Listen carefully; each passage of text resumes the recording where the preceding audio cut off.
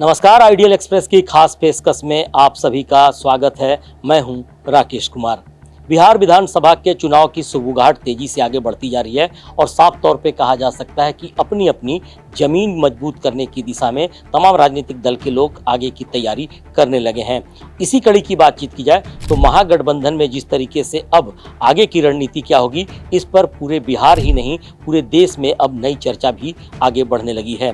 सवाल कई खड़े हो रहे हैं और साथ साथ ये भी माना जा रहा है कि आने वाले समय में राजनीतिक स्वरूप क्या कुछ होगा, कौन सी पार्टी किस तरीके से अपनी आगे बढ़ाने की कोशिश करेगी अपने जमीन को, और साथ साथ ये भी कोशिश की जाएगी कि मजबूती के साथ कौन आगे सरकार बनाने में कामयाब होगा। तमाम सवालों के बीच से हमारे साथ गौरव दुबे जी जुड़े हुए हैं। उनसे हम जरा समझने की कोशिश करेंगे कि आखिर बिहार विधानसभा के चुनाव जो होने हैं उसके पहले किस तरीके की राजनीति बिहार में देखने को मिल रही है। और सबसे बड़ी बात कही जा सकती है कि अब यात्राओं का दौर शुरू हो गया है।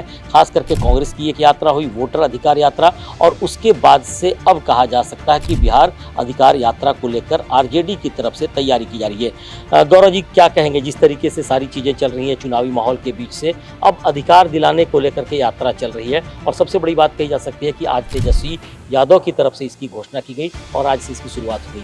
क्या राजनीति देखने को मिल रही है? देखिए राकेश, राजनीति की अगर मैं बात करूं सबसे पहले तो बिहार में आज का दिन बेहद महत्वपूर्ण रहा। दो बड़ी दलें आरजेडी और बीजेपी, इन दोनों के तरफ से आज राज्य में दो बड़ी यात्राओं को आहूत किया गया।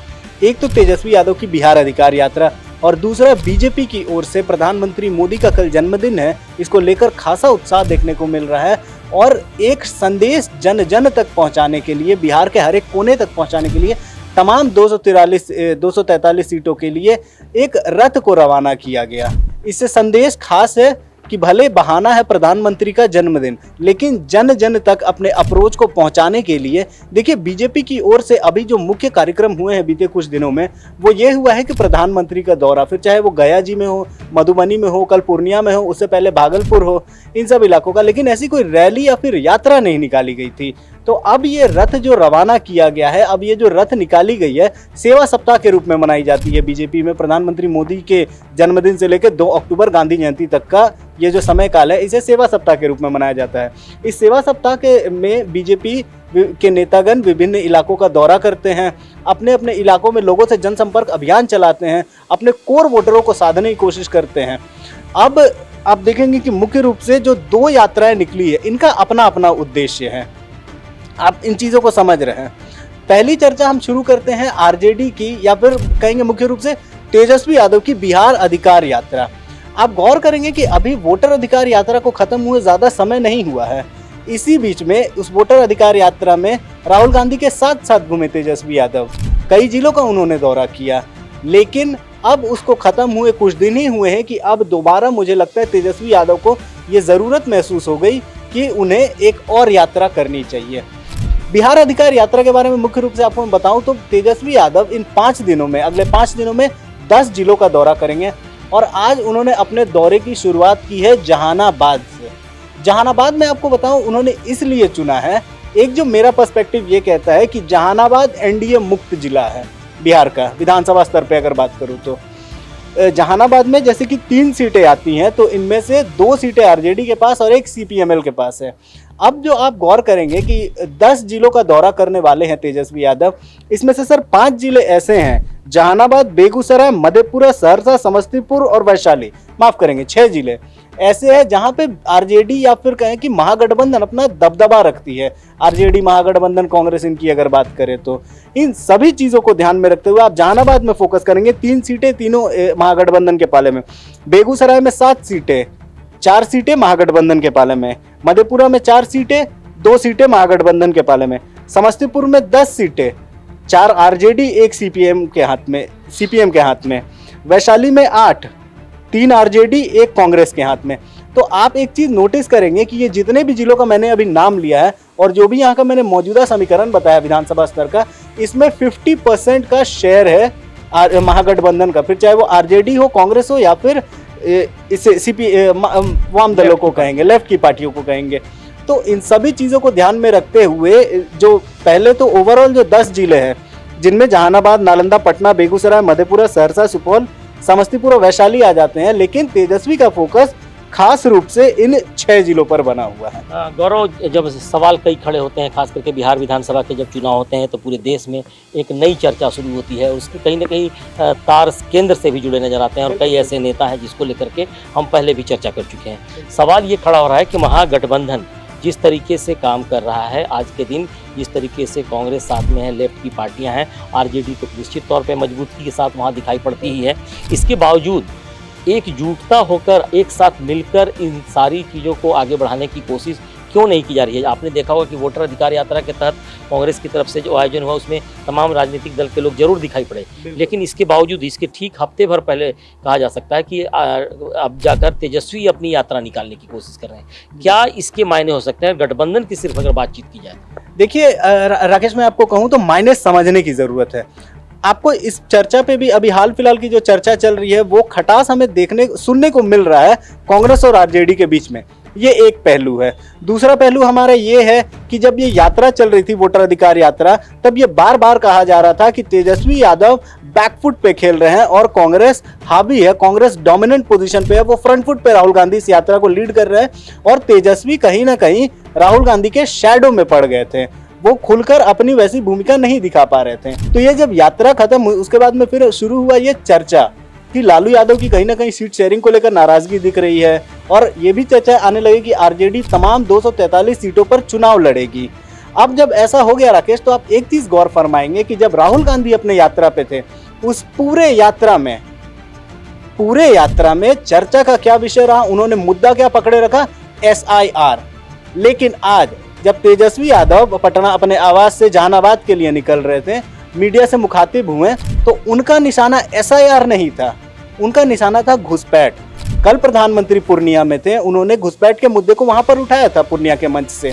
इस मुद्दे को तेजस्वी यादव ने पकड़ा और तेजस्वी यादव अब ये कह रहे हैं कि प्रधानमंत्री पहले झारखंड जाते हैं तो वहां पे घुसपैठ का मुद्दा उठाते हैं, अब बिहार आए हैं तो यहाँ पे घुसपैठ का मुद्दा उठा रहे हैं। और आप कल गौर फरमाएंगे कि प्रधानमंत्री थे पूर्णिया में। पूर्णिया आता है सीमांचल का वो क्षेत्र जहाँ पे अररिया, पूर्णिया, किशनगंज और कटिहार, ये 4 जिले मिलके बनते हैं।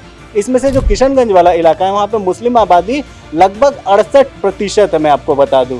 और भी जो इलाके हैं और भी जो जिले हैं इन 4 जिलों में से, वहाँ भी मुस्लिम की आबादी एक सब्सटैंशियल है, अच्छी खासी आबादी है, विनिंग परसेंटेज बना सकती है। तो इसको लेकर पीएम जब वहाँ गए तो आप जानते हैं पीएम के भाषणों में हमें ये देखने को मिलता है कि इलाका जैसा मुद्दा वैसा।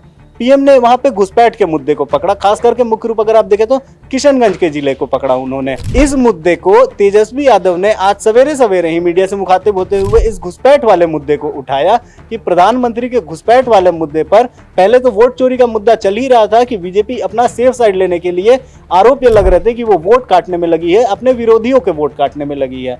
बिहार अधिकार यात्रा के पहले तेजस्वी ने जो ये मुद्दा उठाया घुसपैठ का, कहीं ना कहीं तेजस्वी अब अपना एक अलग रुख इख्तियार करते दिख रहे हैं, अपनी एक अलग पहचान बनाने में जुड़ गए इस चुनाव में। गौरव, एक साथ साथ बिहार के चुनाव की जब चर्चा होती है तो सभी पार्टियां कहीं ना कहीं इस बात के दावे जरूर करती है कि किस तरीके से मुख्यमंत्री कौन होगा, मुख्यमंत्री के दावेदार कौन कौन हो सकते हैं। और आज की बातचीत की जाए तो गठबंधन में कौन सा चेहरा ऐसा होगा जिसको मुख्यमंत्री के रूप में देखा जा सकता है, और इसकी भी चर्चा अब बिहार में होने लगी है, खास करके गठबंधन दल के बीच में। और कई कार्यकर्ताओं की तरफ से विपरीत स्थितियों को देखते हुए कई बातों का जिक्र किया गया।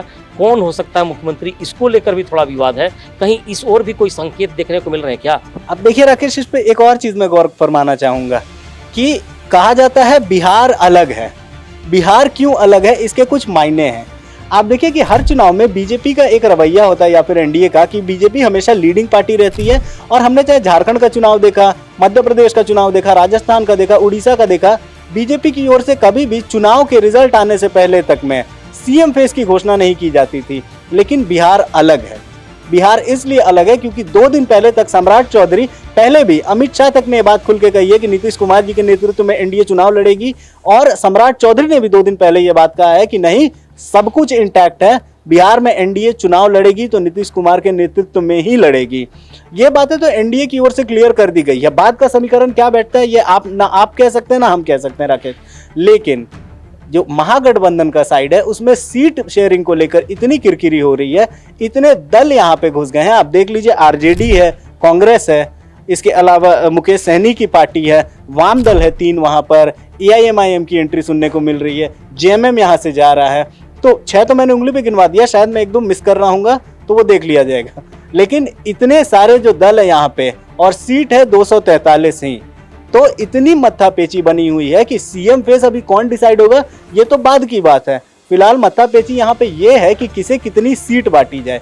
महागठबंधन के लिए सीट शेयरिंग का खेल पूर्ण रूप से खिचड़ी बनकर रह गया है। तमाम चीज़ें चलेंगी, खास करके बिहार विधानसभा की चुनाव की हम जब चर्चा करते हैं तो सीटों के बंटवारे को लेकर भी बातचीत होती है और साथ साथ कहा जा सकता है कि मुख्यमंत्री का चेहरा कौन होगा।